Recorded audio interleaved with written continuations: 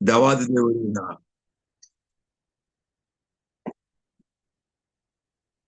రాజులకు రాజు ప్రభువులకు ప్రభు అయిన యేసుక్రీస్తు వారికి నా యొక్క హృదయపూర్వక కృతజ్ఞతాస్తుతులు. దేవుడిచ్చినటువంటి అవకాశాన్ని బట్టి దేవునికి వందనాలు. ఉదయకాల సమయంలో ప్రియులారా, ఆ ఈ యొక్క ఎల్ఐసి ఈపీఎఫ్ ద్వారా ఆన్లైన్లో పార్టిసిపేట్ చేసినటువంటి సహోదరి సహోదరులకు అందరికీ మరొకసారి నా ప్రభువును ప్రియరక్షకుడైన యేసుక్రీస్తు వారి శ్రేష్టమైన నామలో మరొకసారి కృతజ్ఞత వందనాలు ఆహ్వానము ప్రతి ఒక్కరికి తెలియజేస్తూ వాక్య భాగంలోకి వెళ్దాం. ఈ దినమునకై ఏర్పాటు చేయబడిన దేవుని పరిశుద్ధ లేఖనముల నుంచి అపోస్తులుడైనటువంటి మరి పౌలు మొదటి పేతురుకు రాసిన మొదటి పత్రిక 1వ అధ్యాయము 14 వచనం నుంచి 16 వచనము వరకు ఉన్న భాగాన్ని చదివారు. అందులో ముఖ్యంగా ఆ వాక్యంలో మనం చూసినప్పుడు, నేను పరిశుద్ధుడినై ఉన్నాను గనుక మీరును పరిశుద్ధులై ఉండుడని వ్రాయబడి ఉన్నది. ఇక్కడ be holy because I am holy. Yesu ప్రభు వారు చెప్తున్నారు, ప్రియులరా, యేసు ప్రభు వారు చెప్తున్నారు, ఆయనే మనకు ఒక ఎగ్జాంపులర్ గా నేను పరిశుద్ధుడై ఉన్నాను, మీరును కూడా పరిశుద్ధులై ఉండండి అని చెప్తున్నారు. ఎందుకంటే దాన్ని ఇస్తూ దానికి కండిషన్ ముందు మీ పూర్వస్థితి ఎలా ఉంది, అప్పుడు పరిస్థితులు ఏంటి, కాబట్టి వాటిని విడిచిపెట్టి మీరు ఎప్పుడైతే యేసుక్రీస్తు వారి రక్తం చేత విమోచింపబడి, యేసుక్రీస్తు రక్తంలో మనము కొనబడి అమూల్యమైన రక్తం చేత విమోచించి పాపము నుండి శాపము నుంచి రక్షించిన తరువాత మనం మరలా ఆ పూర్వపు అజ్ఞాన దశ, అదే ఆ వాక్యం అన్నాడు, మీ పూర్వపు అజ్ఞాన దశలో మీకుండిన ఆశలు అనుసరింపక, అంటే ప్రభువును నమ్ముకొనక ముందు మనము ఏ విధంగా ఉన్నాము, అప్పుడున్నటువంటి ఆశలు, అప్పుడున్నటువంటి లోక పరిస్థితులు, అప్పుడున్నటువంటి మన నేత్రాశ, జీవపడంబము, అప్పుడున్నటువంటి ఈ లోకానుసారమైనటువంటి జీవితం ఏదైతే ఉందో దానిని అనుసరించకుండా మీరేం చేయాలంటున్నారంటే, మీరు విధేయులకు పిల్లల వలె అని చెప్తూ, మిమ్మల్ని పిలిచిన వాడు పరిశుద్ధుడై ఉన్న ప్రకారం మీరును సమస్త ప్రవర్తన యందు పరిశుద్ధులై ఉండుడి అని ఈ వాక్య భాగం మనకు తెలియజేస్తుంది. ఎందుకంటే ప్రియులారా, దేవుడు ఒక్కసారి మనల్ని ఆయన రక్తంలో విమోచించిన తర్వాత మరి మన యొక్క జీవితంలో, విశ్వాస జీవితంలో, ఆత్మీయ జీవితంలో మరి దేవుని కొరకు మనము నమ్మకంగా ఉండాలని, మన జీవితాలను ఆయన సజీవయాగంగా సమర్పించుకోవాలని, ఆయన వాక్య ప్రకారం జీవించాలని ప్రభు యేసుక్రీస్తు వారు మన ఎడల కోర్చి ఉన్నారు. ఎందుకంటే మనల్ని రక్షించిన వాడు, నమ్మదగిన వాడు, ఆయన పరిశుద్ధుడు, ఆయనే ఎగ్జాంపులర్. చూసారు, ఆయన గెత్సెమనే తోటలోనికి ఆయన అప్పగింపబడిపోతున్న కొద్ది గడియల్లో లేదా కొన్ని గంటలలో ఆయనకి శ్రమ సంభవిస్తుంది. నన్ను ఈ లోకపు, అంటే నన్ను నాతో ఉన్నటువంటి నా శిష్యులే నన్ను ఒకరికి అప్పగిస్తున్నారు అన్నటువంటి విషయము ఆయన దేవుడు గనక తెలుసు కాబట్టి, ఆయన వేదనతో దుఃఖముతో ఆయన ప్రార్థన చేయడానికి ఏకాంతముగా ఒక కొండ ఎక్కి అక్కడ ప్రార్థన చేయడానికి వెళ్తున్నప్పుడు శిష్యులను తీసుకొని వెళ్ళి వాళ్ళ కిందన కూర్చొని వాళ్ళ కింద నుండి ప్రార్థన చేయమని చెప్పి ఆయన వెళ్ళి విజ్ఞాపన ప్రార్థన చేస్తూ ఉన్నాడు ప్రియులారా. ఎందుకంటే అది ఆయనకు చూపిస్తున్నాడు, శిష్యులకి ఆయన మాదిరిని చూపిస్తున్నాడు. ఇంకో నాకు శ్రమ రాబోతుంది, లేదా రేపు ఇలా జరుగుతుంది, ఈ కష్టం జరుగుతుంది, ఈ రకమైన ఇబ్బంది జరుగుతుంది, కాబట్టి మీరు మరి ఆ శ్రమలోకి వెళ్ళక ముందు మనం ప్రార్థన చేద్దాం, మీరు మెలకుగా ఉండండి, ప్రార్థన చేయండి అని చెప్పి ఆయన ఏకాంతముగా ఆ కొండ ఎక్కి ఒక ప్రార్థనకి స్థలమునకు వెళ్ళినట్లు మనం చూస్తాం. అక్కడ ఆయన ఒక ఎగ్జాంపులర్గా మనకు చూపించాడు, శిష్యులకి నేర్పించాడు, మీరు శోధనలోకి వెళ్ళిపోతున్నారు, మనం శోధనలో ప్రవేశించిపోతున్నాం, కాబట్టి మీరు మెలకుగా ఉండి ప్రార్థన చేయండి శిష్యులకు చెప్పి ఆయన ఏకాంతంగా వెళ్ళి ప్రార్థన చేసిన అనుభవం మనం ఇక్కడ చూడగలుగుతున్నాం. ఎందుకంటే be holy because I'm holy, నేను పరిశుద్ధులై ఉన్నాను కనుక మీరును పరిశుద్ధులై ఉండు అని దేవుని వాక్యం చదువుతుంది. మనం చూసినప్పుడు మనం దీనిని మరి సెట్ ఎ పార్ట్ అని అనుకుంటే, to be holy means to be separated from common for sinful ways and dedicated to God. అని మనం చెప్పగలం. అంటే మనము ఈ లోక పరిస్థితి నుండి మనం సపరేట్ అయ్యి విడిచిపెట్టి లోకాచారానికి, లోక పద్ధతులకు మనం విడిచిపెట్టి, మరి ఏదైతే మనం పాపము నుంచి, శాపము నుంచి మనం మరలా మనం డెడికేట్ చేసుకొని మరలా మనము దేవునికి సమీపంగా హోలీగా ఉండడానికి ప్రయత్నం చేయవలసిన వారమై ఉన్నాం ప్రియులారా. ఇంకా మనం చూసిన రిఫ్లెక్టింగ్ గాడ్ అంటే believers are called to let their daily actions, thoughts and behaviour reflect God's pure and good character అని మనం చూడగలం. రిఫ్లెక్టింగ్ గాడ్ ప్రియులారా, మనం చూసినప్పుడు ఇక్కడ దేవుని వాక్యము ఏం చెప్తుందంటే మన అనుదిన జీవితంలో ఆయన నేను పరిశుద్ధులే ఉన్నాను కనుక మీరును పరిశుద్ధులే ఉండి అని దేవుని వాక్యం చదువుతుంది. చూసినప్పుడు లేవీకాండం 11 అధ్యాయం 44 మనం చూసినట్లయితే, లేవీకాండము 11 అధ్యాయం 44 లెవిటికస్ 11 chapter 44 నేను మీ దేవుడైన యెహోవాను, నేను పరిశుద్ధుడును గనుక మీరు పరిశుద్ధులై ఉండునట్లు మిమ్మును మీరు పరిశుద్ధపరచుకొనవలెను. ప్రియులారా, అంటే సమయం లేదు కాబట్టి నేనే చదువుతున్నాను, దయతో సహకరించాలని కోరుతూ ఉన్నాం. లేవీకాండము 11 అధ్యాయం 44 అంటుంది, నేను మీ దేవుడినైన యెహోవాను, మీ దేవుడైన యెహోవాను, నేను పరిశుద్ధుడును గనుక మీరు పరిశుద్ధులై ఉండునట్లు మిమ్మును మీరు పరిశుద్ధపరచుకొనవలెను అని దేవుని వాక్యంలో ఉంది ప్రియులారా. ఇక్కడ దేన్ని ఉద్దేశించి సందర్భం చెప్తున్నాడంటే, మరి అక్కడ యెహోవా దేవాది దేవుడైన మన దేవుడైన యెహోవా మోషేతో ఇశ్రాయేలును ఉద్దేశించి ఇక్కడ చెప్తున్నట్టుగా మనం చూడగలం ప్రియులారా. ఎందుకంటే అక్కడ ఆ సందర్భానుసారంగా అక్కడ ఉన్నటువంటి ఆ పాఠ్యాంశం ఏంటంటే, అపవిత్రమైన వాటిని, హేయమైన వాటిని తినకూడదని, దానివల్ల అపరిశుద్ధులం అవుతామని, అపవిత్రతలోనికి మనం వెళ్ళిపోతామని అక్కడ సందర్భానుసారంగా ఇశ్రాయేలును ఉద్దేశించి యెహోవా దేవుడు తెలియపరుస్తున్నటువంటి మాటలు ఏంటంటే, అక్కడ లేవీకాండం 11:44 ఈ మాట చెప్తున్నారు, అయ్యా మీరు ఫలానా వస్తువులు తినాలి, ఫలానా వస్తువులు తినకూడదు, ఇవి తింటే మీరు అపరిశుద్ధులు అవుతారు, అపిత్రులు అవుతారు, మీరు పరిశుద్ధంగా ఉండండి, మీరు నిర్దోషంగా ఉండాలి అని చెబుతూ అక్కడ సందర్భానుసారంగా దేవుని వాక్యం అక్కడ తెలియపరుస్తుంది ప్రియులారా. ఎందుకంటే అక్కడ నేను మీ దేవుడైన యెహోవాను, నేను పరిశుద్ధుడును కనుక మీరు పరిశుద్ధులై ఉండునట్లు మిమ్మును మీరు పరిశుద్ధపరచుకొనవలనని దేవుని వాక్యం సెలవుస్తుంది ప్రియులారా. ఇంకా మనం చూసినప్పుడు లేవీకాండంలో మరి 19 అధ్యాయం 2 మనం చూసినప్పుడు, లేవీకాండము 19 అధ్యాయం 2 లెవిటికస్ 19 chapter 2 మనం చూస్తున్నప్పుడు, మీరు పరిశుద్ధులై ఉండవలను, మీ దేవుడినైన యెహోవానగు నేను పరిశుద్ధుడినై ఉన్నాను. ఇక్కడ కూడా వాక్యం ఏం చెప్తుందంటే, ఇక్కడ కూడా యెహోవా మోషేతో చెప్తున్నటువంటి సందర్భం మనం చూడగలుగుతున్నాం ప్రియులారా. ఏమిటి అంటే, ఇశ్రాయేలీలు ఆ సర్వ సమాజముతో చెప్పమంటున్నాడు దేవుడు. ఏమంటున్నాడంటే, మీరు పరిశుద్ధులై ఉండాలి, మీరు పరిశుద్ధంగా ఉంటేనే మీరు మరి మీకున్నటువంటి అపవిత్రతతో మీరు విడిపింపబడతారు. ఎందుకంటే మరి అక్కడ ఇశ్రాయేలుకు చాలా కట్టడి చేశాడు, చాలా నిబంధనలు చేశారు. ఈ విధంగా ఉండాలి, నా ఆజ్ఞలు గైకోవాలి, నా యొక్క విధులు గైకోవాలి అని చెప్తూ ఎన్నో విషయాలు దేవుడు అక్కడ బోధించినట్లుగా చూస్తున్నప్పుడు ప్రభు వారు చెప్తున్నారు, మరి మీరు సర్వ సమాజముతో చెప్పమంటున్నాడు, ఇశ్రాయేలుతో చెప్పమంటున్నాడు, మోషేకి చెప్తున్నాడు దేవుడు, మీరు పరిశుద్ధులై ఉండాలి అని చెప్తూ అంటున్నాడు, మీరు పరిశుద్ధులై ఉండవలను, మీ దేవుడినైన యెహోవానగు నేను పరిశుద్ధుడినై ఉన్నాను.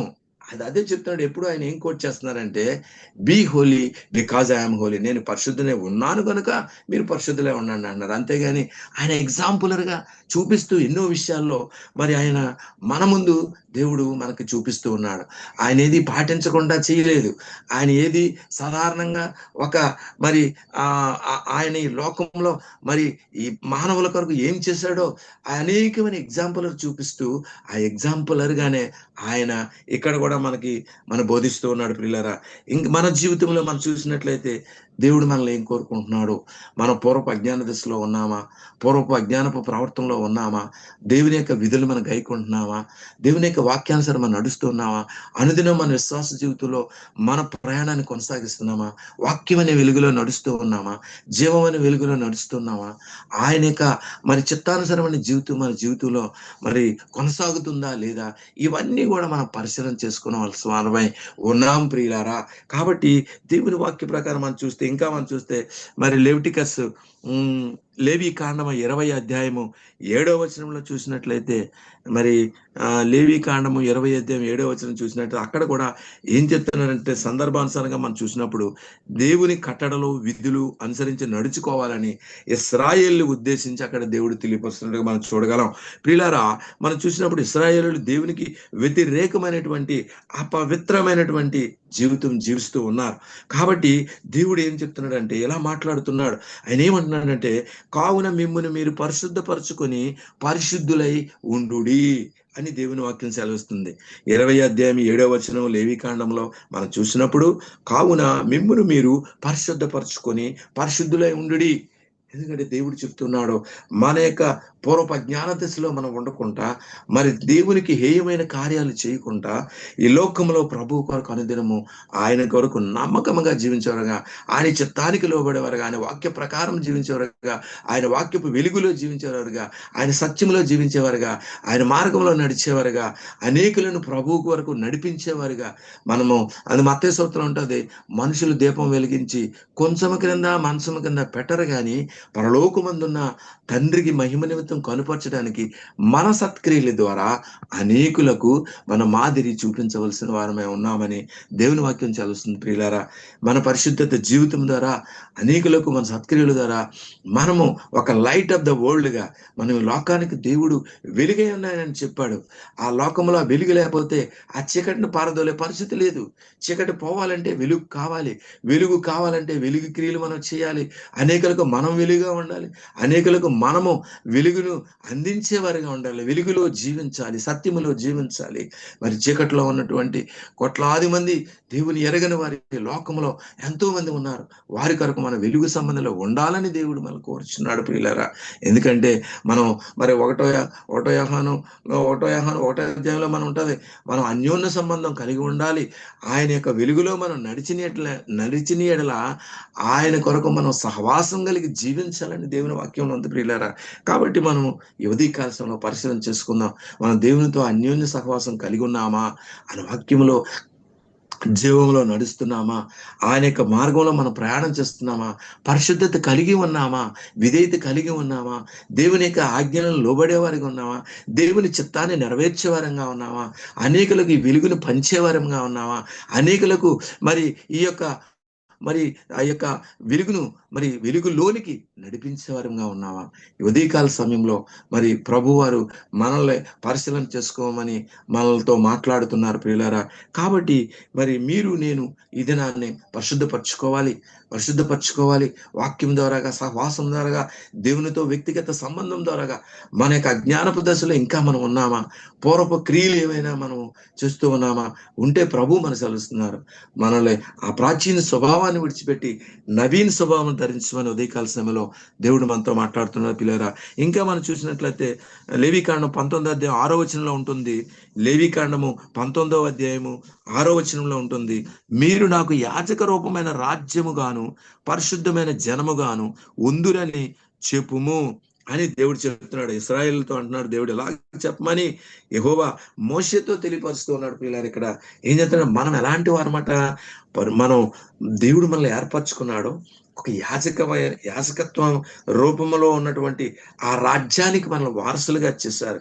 ఆ పరిశుద్ధమైనటువంటి విమోచన జనములోనికి మనం తీసుకొని వచ్చారు, పరిశుద్ధమైనటువంటి ఆ గుంపులోనికి మనం తోడుకొని వచ్చారు.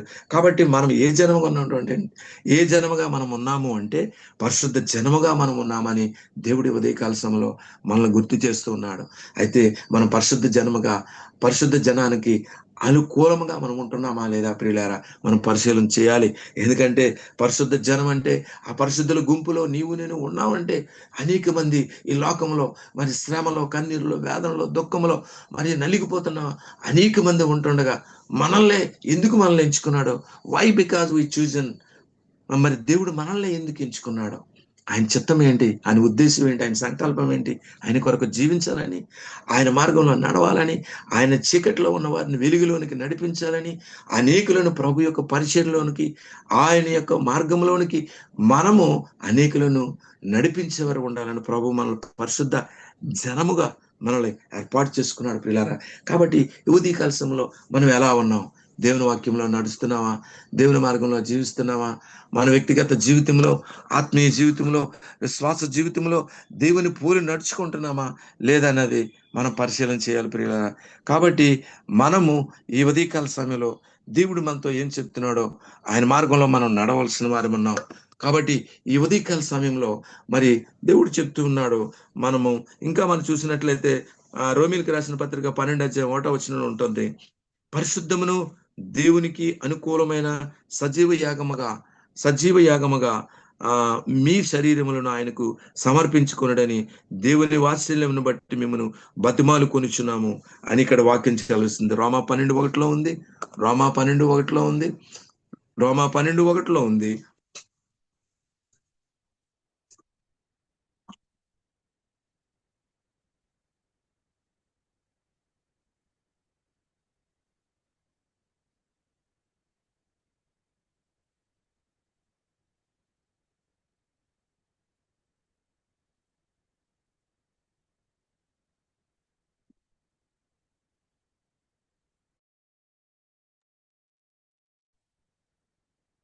క్షమించండి.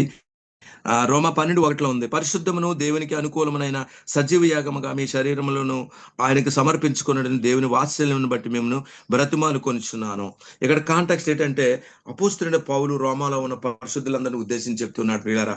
ఎందుకంటే మనం ఎలా ఉన్నామంట, పరిశుద్ధమును దేవునికి అనుకూలమైన సజీవ యాగముగా మీ శరీరమును ఆయనకు సమర్పించుకొనుడి అని దేవుని వాత్సల్యం బట్టి మిమ్మల్ని బతిమాలుకొంచున్నాను అని అపోస్తలుడైన పౌలు మరి ఈ యొక్క మరి ఆ రోమా సంఘములో ఉన్న పరిశుద్ధులను ఉద్దేశించి ఇక్కడ తెలియపరుస్తున్నాడు. కాబట్టి ఉదయకాశంలో మనం ఎలా ఉన్నాం? పరిశుద్ధంగా ఉన్నామా?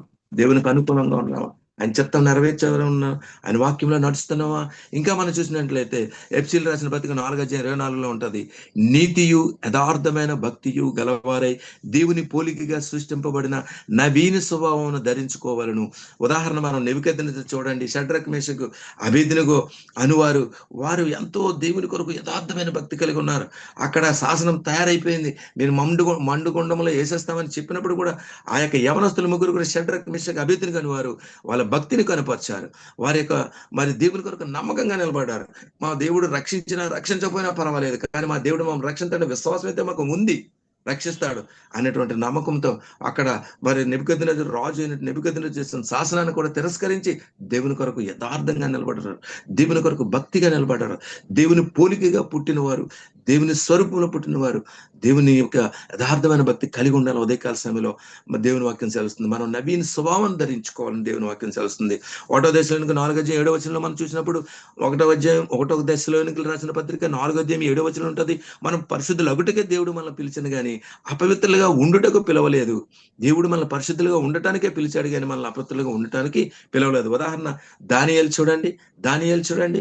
ఆ యొక్క బలలో, భోజనపు బలలో మరి రాజుగారు ద్రాక్షారసం పుచ్చుకున్నటువంటి ఆ యొక్క బలలో ఉన్నారు. కానీ దానియేలు అపవిత్రంగా తన జీవితాన్ని పాడు చేసుకోలేదు. చాలా యథార్థంగా ఉన్నాడు, చాలా నమ్మకంగా ఉన్నాడు, దేవుని కొరకు పరిశుద్ధంగా ఉన్నాడు. అపవిత్రుడిగా నన్ను దేవుడు పిలవలేదు, నన్ను పరిశుద్ధంగా ఉండడానికే పిలిచాడని దేవుని వాక్యం సెలవిస్తుంది ప్రియులారా. శాఖాధాన్యాలు ఆహారం మాత్రమే, శాకాహారం భోజనం మాత్రమే దానియేలు తీసుకున్నట్టు మనం చూడగలం ప్రియులారా. అంటే తన యొక్క భక్తి జీవితం దానియేలు మనకు చూపినట్లు కనబడుతుంది ప్రియులారా. ఎంత పరిశుద్ధంగా ఉన్నాడు, ఎంత విధేయతగా ఉన్నాడు.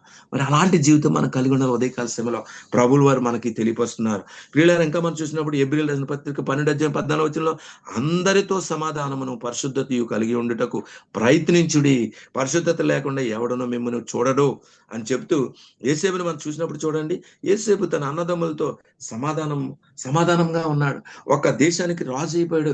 ఒక దేశంలో చాలా ఉన్నతమైన స్థానంలోకి వెళ్ళిపోయి, అక్కడ కనాన్ దేశంలో కరువు వచ్చినప్పుడు కూడా వారికి తల్లిదండ్రులని అన్నదమ్ములు చేర్చుకునే స్థితిలోనికి దేవుడు తీసుకెళ్ళాడు. కాబట్టి ఉదయకాల సమయంలో మనం కూడా ఆయన పరిశుద్ధిలో నడవాలని, ఆయన కొరకు ఉండాలని కోరుకుంటూ, మరి దేవుడిచ్చినటువంటి ఉదయకాల సమయంలో వాక్యాన్ని బట్టి మనం పరిశుద్ధులుగా ఉండాలి, దేవుని కొరకు నమ్మకం ఉండాలని కోరుకుంటూ, దేవుడిచ్చిన మాటలు మనందరి జీవితంలో ఫలించాలని కోరుకుంటూ, అవకాశం ఇచ్చిన మరి మన యొక్క సహోదరులందరికీ, మరి అలాగే ఇజ్రాయెల్ సార్కి కూడా మరొకసారి నా యొక్క హృదయపూర్వక వందనాలు తెలియజేస్తూ నేను ఈ మాటలను ముగిస్తున్నాను. Thank you sir.